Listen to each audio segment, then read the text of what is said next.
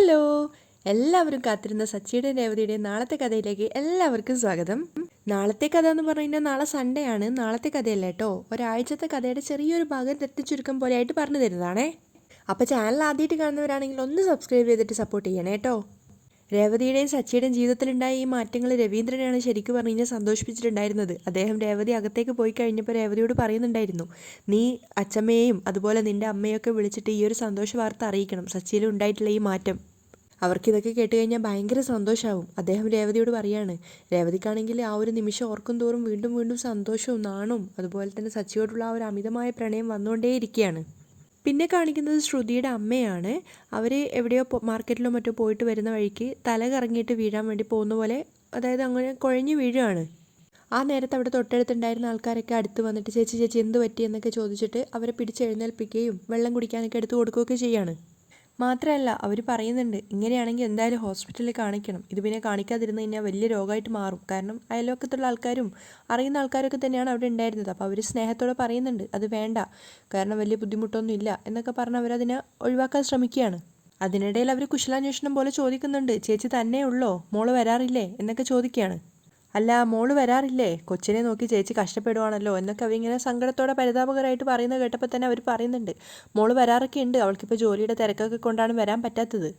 എന്തായാലും ഇപ്പം ഞാൻ എഴുന്നേറ്റ് വീട്ടിലേക്ക് പൊക്കോളാം എന്നും പറഞ്ഞ് അവർ എഴുന്നേക്കാൻ ശ്രമിക്കുമ്പോഴേക്കും അവിടെയുള്ള ആൾക്കാരൊക്കെ പറയുകയാണ്, ഇപ്പം എഴുന്നേക്കല്ലേ, ഇപ്പം എനിക്ക് വലിയ ബുദ്ധിമുട്ടൊന്നും ഇല്ല, ചെറുതായിട്ടൊരു ആശ്വാസമൊക്കെ ഉണ്ട്, ഞാൻ എഴുന്നേറ്റ് പോയിക്കോളാം, എന്തായാലും വീടിപ്പോൾ അടുത്ത് തന്നെയല്ലേ, ഒരുപാട് നടക്കാനൊന്നും ഇല്ലല്ലോ എന്നൊക്കെ അവർ സ്നേഹത്തോടെ പറയാണ്.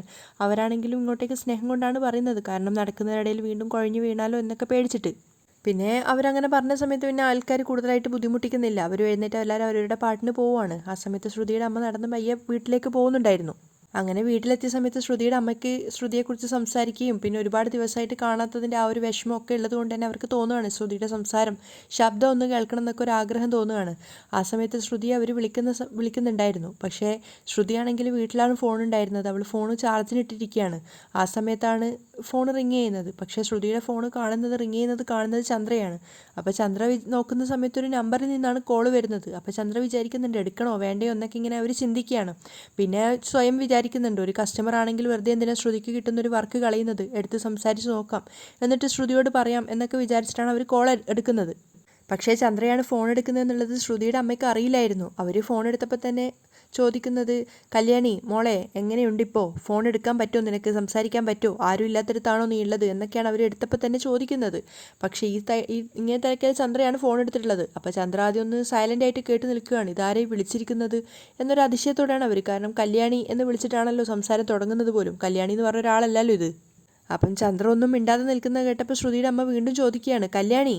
ആ സമയത്ത് ചന്ദ്ര ദേഷ്യത്തോടെ അങ്ങോട്ട് ചോദിക്കുന്നുണ്ട്, കല്യാണിയോ, അതാരാ? അത് കേട്ടതും പെട്ടെന്ന് തന്നെ ശ്രുതിയുടെ അമ്മ കോള് കട്ട് ചെയ്യുകയാണ്, സോറി റോങ് നമ്പർ എന്നും പറഞ്ഞുകൊണ്ട്. അവർ കോള് കട്ട് ചെയ്തെങ്കിലും ചന്ദ്രയുടെ മനസ്സിലൊരു ചെറിയ സംശയം തോന്നുകയാണ്. കാരണം എന്ത് കഴിഞ്ഞാൽ ഒരു മൊബൈലിലേക്കാണ് വിളിച്ചിരിക്കുന്നത്. എന്നിട്ട് കല്യാണി എന്ന് അത്രയും അവർ സംസാരിച്ച ആ ഒരു കാര്യവും ഒക്കെ കൂടെ കേട്ടപ്പോൾ ചന്ദ്രയുടെ മനസ്സിലൊരു സംശയം തോന്നുന്നുണ്ടായിരുന്നു. അതേസമയം ശ്രുതിയുടെ അമ്മയ്ക്ക് നല്ല പേടിയുണ്ടായിരുന്നു. അവരാകെ പേടിച്ച് നിൽക്കുകയാണ്. കല്യാണിയുടെ അമ്മായിയമ്മയാണ് ഫോൺ എടുത്തിരിക്കുന്നത്. ഈശ്വര, ഇനി കല്യാണി അറിഞ്ഞ ആകെ കൂടെ പ്രശ്നമാവുമല്ലോ, അവൾ വിളിച്ച് വഴക്ക് പറയുമല്ലോ എന്നൊക്കെ ഓർത്ത് അവർക്ക് ടെൻഷൻ ആവുകയാണ്. അതേസമയം ചന്ദ്ര വിചാരിക്കുന്നുണ്ട്, ഈ പേരും അതുപോലെ തന്നെ ഈ വിളിച്ചാളുടെ സൗണ്ടും ഞാൻ മുൻപ് എവിടെയോ കേട്ടിട്ടുണ്ടല്ലോ എന്നൊക്കെ ചന്ദ്രയ്ക്ക് ചെറുതായിട്ട് സംശയം തോന്നുകയാണ്. കാരണം മുൻപ് രേവതിയുടെ പരിപാടിക്ക് ആണെങ്കിലും ശ്രുതിയുടെ അമ്മ അവിടെ വന്നിട്ടുണ്ടായിരുന്നു. അന്നും അവർ പറഞ്ഞിട്ടുണ്ടായിരുന്നത് കല്യാണി എന്നുള്ള പേരും അതുപോലെ തന്നെ അവരുടെ ശബ്ദം ഒന്ന് കേട്ടതായിട്ട് ചന്ദ്രയ്ക്ക് ചെറുതായിട്ടൊക്കെ ഒരു ഓർമ്മ. പക്ഷേ അവരാണെന്ന് തന്നെ പെട്ടെന്ന് ഓർത്തെടുക്കാൻ പറ്റുന്നുണ്ടായിരുന്നില്ല. പക്ഷെ നല്ല പരിചയമുള്ളൊരു ശബ്ദമാണെന്ന് ചന്ദ്രയ്ക്ക് തോന്നുന്നുണ്ട്. അതേസമയം നമ്മുടെ സച്ചിയുടെ ഭാഗം എടുത്ത് നോക്കുകയാണെങ്കിൽ സച്ചി നേരെ കാറിൻ്റെ ടാക്സി സ്റ്റാൻഡിലേക്കാണ് പോയിട്ടുണ്ടായിരുന്നത്. ആ സമയത്ത് സച്ചി ഇങ്ങനെ ആകാശം നോക്കിയിട്ട് വാ പൊളിച്ചിരിക്കുകയാണ്. കാരണം സച്ചി വേറൊരു ലോകത്താണ് ഉള്ളത്. മാത്രമല്ല മഹേഷും മറ്റുള്ള കൂട്ടുകാരൊക്കെ ഇങ്ങനെ അന്തം വിട്ട് സച്ചിയെ നോക്കിയിരിക്കുകയാണ്. എന്താ ഇവന് പറ്റിയെന്ന് മനസ്സിലാവാതെ എല്ലാവരും ഇവിടെ കൺഫ്യൂഷൻ ആയിരിക്കുകയാണ്. പിന്നെ അവർ തന്നെ പരസ്പരം പറയുന്നുണ്ട്, കുറേ നേരമായി, എന്താ ഇവന് പറ്റിയെന്നൊന്ന് ചോദിച്ചേ എന്നൊക്കെ അവരിങ്ങനെ പരസ്പരം പറയുകയാണ്. അതിനുശേഷം മഹേഷ് തന്നെയാണ് ചോദിക്കുന്നത്, എന്താ നിന്റെ പ്രശ്നം, നീ എന്തൊക്കെയോ ചോദിക്കണമെന്ന് പറഞ്ഞിട്ടില്ലേ ഞങ്ങളെയൊക്കെ ഇവിടെ വിളിച്ചു വരുത്തിയത്, എന്നിട്ട് നീ എന്താ ഒന്നും പറയാതെ ഇങ്ങനെ മാനോ നോക്കിയിരിക്കുന്നത്.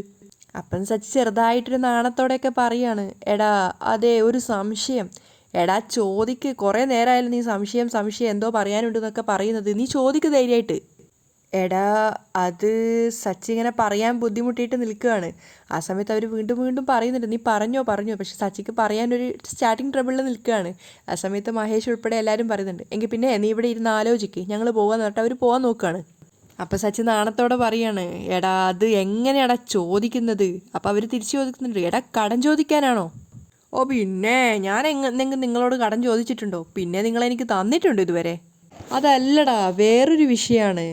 അതാണ് എനിക്ക് പറയാനൊരു മടി. അതെന്ത് വിഷയമാടാ നിനക്ക് പറയാൻ മടിയുള്ളൊരു വിഷയം? അത് ഇതൊരു ചെറിയ കുഴപ്പമാണ്, സച്ചി ഇങ്ങനെ പറയാണ്. അപ്പം മഹേഷൊക്കെ ചോദിക്കുന്നുണ്ട്, ആഹാ നിനക്ക് കുഴപ്പമുള്ള വിഷയമോ? സാധാരണ നീ ഞങ്ങൾക്കാണല്ലോ കുഴപ്പമുണ്ടാക്കി വെക്കുന്നത് എന്നൊക്കെ പറഞ്ഞ് മഹേഷ് ഇങ്ങനെ സച്ചിയെ വെറുതെ ചൂട് പിടിപ്പിക്കുകയാണ്. നീ കാര്യം പറയടാ, എന്തിനാ ഇങ്ങനെ ടെൻഷൻ എന്നൊക്കെ അവർ സപ്പോർട്ട് ചെയ്യുന്നുണ്ട്. അതെ, ഈ കല്യാണം കഴിഞ്ഞ് കഴിഞ്ഞാൽ കുറേ കാര്യങ്ങളുണ്ടാവുമല്ലോ, കൊച്ചുണ്ടാവും. സച്ചി ഇങ്ങനെ നാണിച്ച് നാണിച്ച് പറയാണ്. അപ്പം മഹേഷ് പറയാണ്, ആ അതെ, കല്യാണം കഴിഞ്ഞാൽ കൊച്ചുണ്ടാവും, കൊച്ചിനെ പഠിപ്പിക്കണം, സ്കൂളിൽ ചേർക്കണം, അതൊക്കെ ഉണ്ടാവും. പക്ഷെ അതും നീയും തമ്മിൽ എന്താ ബന്ധം? ആ അത് തന്നെയാ പ്രശ്നം. ഒരു ഡൗട്ട് കൂടെ, അതെ ആ കുഞ്ഞ് എപ്പോൾ ഉണ്ടാവും? അപ്പം സച്ചിയുടെ വേറൊരു കൂട്ടുകാരൻ പറയുന്നുണ്ട്, ഇവൻ എന്തൊക്കെ ഈ പറയുന്നത്, ഇവന് തലയ്ക്ക് വെളിവില്ലേ എന്നൊക്കെ ചോദിക്കുന്ന സമയത്ത് സച്ചി പറയുന്നുണ്ട്, എൻ്റെ പൊന്നെ നീയൊന്നും മിണ്ടാതിരിക്കേ, ഞാനിതൊന്ന് ചോദിച്ച് തീർക്കട്ടെ എന്നും പറഞ്ഞ് മഹേഷിനോട് ചോദിക്കുകയാണ്, നീ നിൻ്റെ അച്ഛനും അമ്മയ്ക്കും എപ്പോഴാണ് ഉണ്ടായേ? അത് ഞാൻ കൊച്ചായപ്പോൾ ഉണ്ടായതാ, മഹേഷ് പറയാണ്. അയ്യോ, ഞാൻ പിന്നെ വയസ്സായപ്പോൾ ഉണ്ടായതല്ലേ. എടാ എടാ എടാ പൊട്ടാ പൊട്ടം മഹേഷേ, കല്യാണം കഴിഞ്ഞ് എത്ര കാലം കഴിഞ്ഞപ്പോഴാണ് നീ ഉണ്ടായേ? അപ്പം മഹേഷ് പറയുന്നുണ്ട്, അതൊന്നും എനിക്കറിയാൻ പാടില്ല. ആ അല്ല, നിന്റെ കല്യാണം കഴിഞ്ഞതല്ലേ? മഹേഷിനോട് ചോദിക്കുകയാണ്. ആ അത് കഴിഞ്ഞിട്ട് കുറേ കാലമായില്ലേ? മഹേഷ് പറയുകയാണ്. ആ സമയത്ത് സച്ചി നാണത്തോട് ചോദിക്കുന്നുണ്ട്, അതെ കല്യാണം കഴിഞ്ഞ് കഴിഞ്ഞാൽ ഒരു സംഭവമില്ലേ, അത് നിനക്ക് അന്ന് തന്നെ നടന്നായിരുന്നോ? കല്യാണം കഴിഞ്ഞിട്ട് സംഭവമോ? അതെന്താ സംഭവം? എന്താ നീ ഉദ്ദേശിച്ചത്? ഈ പാലും പഴമൊക്കെ കഴിക്കുന്ന പരിപാടിയാണോ? ഏത് ചടങ്ങിൻ്റെ കാര്യമാണ് നീ ഉദ്ദേശിക്കുന്നത്? അതല്ലടാ, അത് കഴിഞ്ഞിട്ടൊരു ചടങ്ങില്ലേ, അത് കഴിഞ്ഞിട്ടുള്ളൊരു ചടങ്ങില്ലേ? അപ്പോഴും മഹേഷിന് മനസ്സിലാവില്ല. അപ്പോൾ കേട്ടു നിന്ന് ഒരു കൂട്ടുകാരൻ പറയുന്നുണ്ട്, ഓ ഇവൻ പറയുന്നതേ മറ്റേ ആദ്യ രാത്രി ശാന്തി മുഹൂർത്തത്തിൻ്റെ കാര്യമാണ്, അതാണ് ഇവൻ ഈ ചുറ്റി വളച്ച് ചോദിക്കുന്നത് എന്ന് പറഞ്ഞപ്പോഴേക്കും മഹേഷിന് ഏറെക്കുറെ കാര്യം മനസ്സിലായി. ഓ അതായിരുന്നോ? അത് കല്യാണം കഴിഞ്ഞ അന്ന് തന്നെ. അപ്പോൾ സച്ചിക്ക് അടുത്ത സംശയം ഇതാണ്, അപ്പോൾ പിന്നെ നിനക്ക് കൊച്ചപ്പം ഉണ്ടായി? എടാ ഞങ്ങൾക്ക് 2-3 വർഷം കഴിഞ്ഞ് കുഞ്ഞുങ്ങളില്ലാതിരുന്നിട്ടല്ലേ പിന്നെ കൊച്ചുണ്ടായത്. ഓ അങ്ങനെയാണല്ലേ, അപ്പോൾ 2-3 വർഷമൊക്കെ കഴിയുമല്ലേ? എങ്കിൽ കുഴപ്പമില്ല കുഴപ്പമില്ല. അങ്ങനെ ചെറിയൊരു സമാധാനത്തിന് പോവാൻ നോക്കുമ്പോഴും അടുത്തേക്ക് വേറൊരു ചേട്ടനെ കാണുന്നത്. അപ്പോൾ ആ ചേട്ടനെ കണ്ടപ്പോൾ ചോദിക്കുന്നുണ്ട്, അല്ല ചേട്ടൻ എപ്പോഴാണ് കൊച്ചുണ്ടായത്? ഓ അതോ, എനിക്ക് കല്യാണം കഴിഞ്ഞ് 10-ാം മാസം ആയപ്പോഴേക്കും കൊച്ചുണ്ടായി. അത് കേട്ടതും സച്ചി ശരിക്കും ഞെട്ടുകയാണ്. ഹുയ്യോ, 10-ാം മാസമോ? ഒരാൾക്ക് 3 വർഷം, മറ്റേ ആൾക്ക് 10-ാം മാസം. ഇത് എന്തുവാ ഇത്? ഇതിനൊന്നും ഒരു കണക്കവും കൃത്യനിഷ്ഠയൊന്നും ഇല്ലേ? ഇതിനൊന്നും ഒരു സമയവും ഇല്ലേ? അപ്പോൾ സച്ചി സംശയം ചോദിക്കുകയാണ്. അങ്ങനെയല്ലടാ, നമ്മളൊരു ട്രെയിനിൽ കയറുന്ന സമയത്ത് നമുക്ക് ഇന്ന സമയത്ത് അതിൽ കയറാമെന്നും ഇന്ന സമയത്ത് അതിൽ നിന്ന് ഇറങ്ങാൻ പറ്റുന്നൊക്കെ നമുക്കൊരു ധാരണയുണ്ടല്ലോ. കല്യാണം കഴിഞ്ഞ് ഇത്ര കഴിഞ്ഞാലേ കൊച്ചുണ്ടാവൂ എന്നങ്ങനെ ഒരു സമയമൊന്നും ഇല്ലേ? അത് കേട്ടത് മഹേഷ് പറയുന്നുണ്ട്, എൻ്റെ പൊന്നെ നീ എന്തൊക്കെയാടാ ഈ ചോദിക്കുന്നത്? ഈ ട്രെയിന് പോലും പറഞ്ഞ സമയത്ത് വരാറില്ല, പിന്നെ എങ്ങനെയാടാ കൊച്ചുങ്ങൾ? അപ്പോൾ സച്ചി വീണ്ടും ചോദിക്കുകയാണ്, അല്ല നമ്മൾ വിചാരിക്കുന്ന സമയത്ത് വരില്ലേ കൊച്ചുങ്ങൾ?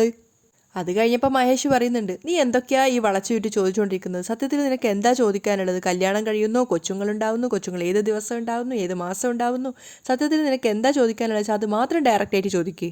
നീ ഈ ചോദിക്കുന്ന പോലെയൊന്നും അല്ല, ഇതൊക്കെ ദൈവത്തിൻ്റെ കയ്യിലിരിക്കുന്ന കാര്യങ്ങളാണ്. ഇതിനൊന്നും നമുക്കങ്ങനെ കൃത്യമായിട്ട് സമയവും തീയതിയൊന്നും പറഞ്ഞു കൊടുക്കാൻ പറ്റില്ല എന്നൊക്കെ മഹേഷ് പറഞ്ഞു കൊടുക്കുകയാണ്. എല്ലാം ദൈവത്തിനെ അങ്ങ് ഏൽപ്പിച്ചോ, മഹേഷ് പറയുന്ന സമയത്ത് സച്ചി പറയുന്നുണ്ട്, പിന്നെ ചെയ്യാനുള്ളതൊക്കെ നമ്മൾ ചെയ്തു വെച്ചിട്ട് ദൈവത്തിൻ്റെ മേലങ്ങ് കുറ്റം ചാർത്തിയാൽ മതിയല്ലോ.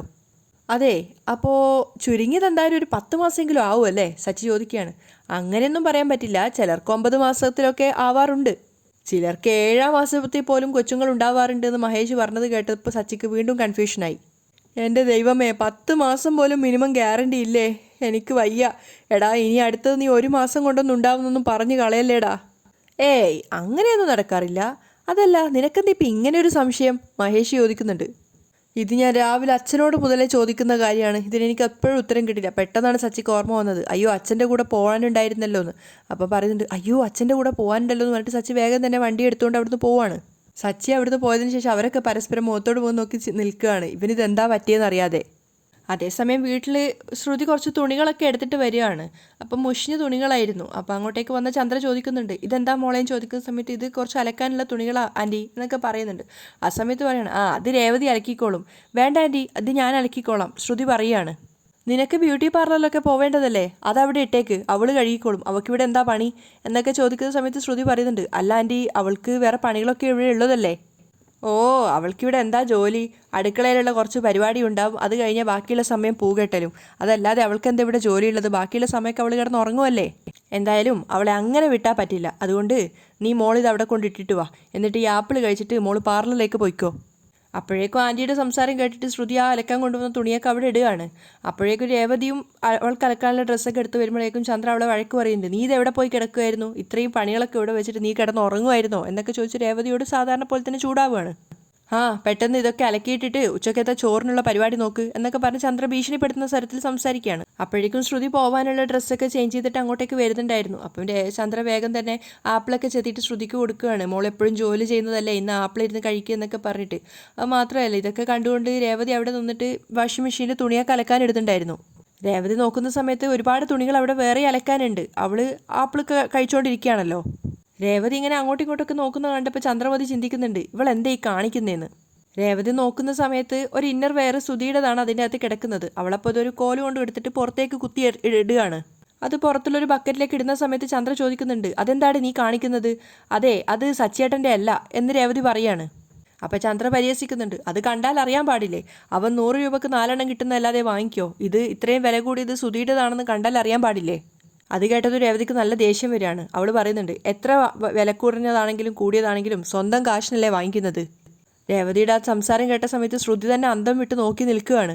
അപ്പം തന്നെ ചന്ദ്ര പറയുന്നുണ്ട്, ഓ പിന്നെ ഭയങ്കര ലക്ഷങ്ങൾ സമ്പാദിക്കുകയല്ലേ അവന്, ഇവിടെ ചിലവിന് 1000 രൂപ തരുന്നതിനാണ് ഈ പറയുന്നത്.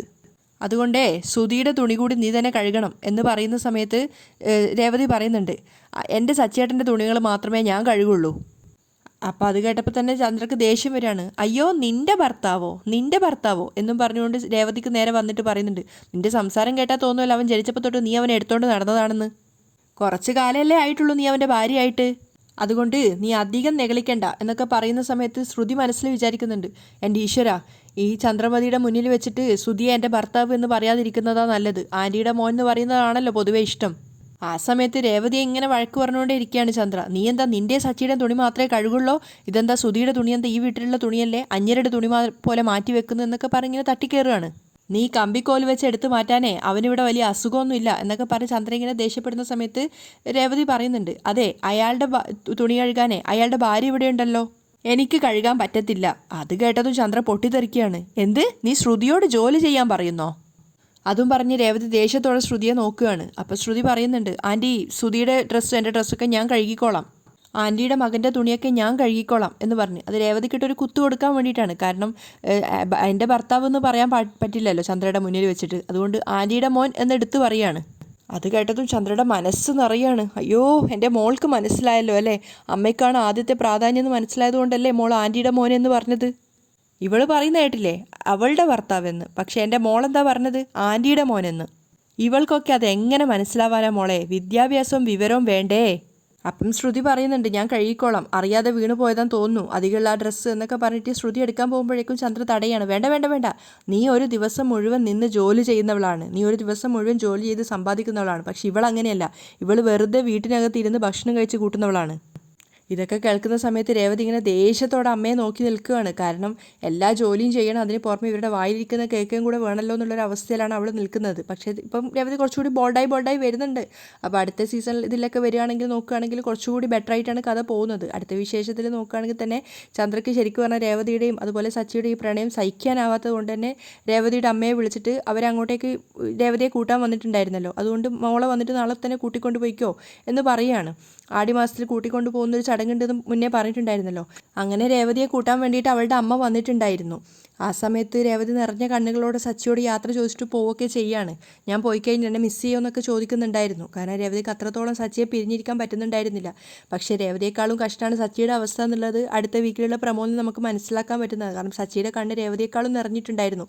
കാരണം തീർച്ചയായിട്ടും രേവതിയുടെ ഈ ഒരു മിസ്സിങ് സച്ചിക്ക് താങ്ങാവുന്നതിലായിരിക്കില്ല എന്ന് തന്നെയാണ് എനിക്ക് തോന്നുന്നത്. മുന്നേ ഇറങ്ങിപ്പോയിക്കോ എന്ന് പറഞ്ഞ സച്ചി തന്നെ രേവതിയെ വിളിച്ച് കൂട്ടിക്കൊണ്ട് വരുന്നത് തന്നെയാണ് തോന്നുന്നത്. ചന്ദ്ര എത്രത്തോളം ഇവരെ തമ്മിൽ അകറ്റാൻ ശ്രമിച്ചാലും ഇനി ഇവരെ തമ്മിൽ അകറ്റാൻ പറ്റില്ല എന്ന് തന്നെയാണ് സച്ചിയുടെ അടുത്ത വീക്കിലെ പ്രമോന്ന് മനസ്സിലാക്കാൻ പറ്റുന്നത്. ഇങ്ങനെയാണ് അടുത്ത എപ്പിസോഡിൽ ഉണ്ടാകുന്ന അടിപൊളി വിശേഷങ്ങൾ. എന്തായാലും ഇന്നത്തെ കഥ ഇവിടെ ഇങ്ങനെ നമുക്ക് അവസാനിപ്പിക്കാം.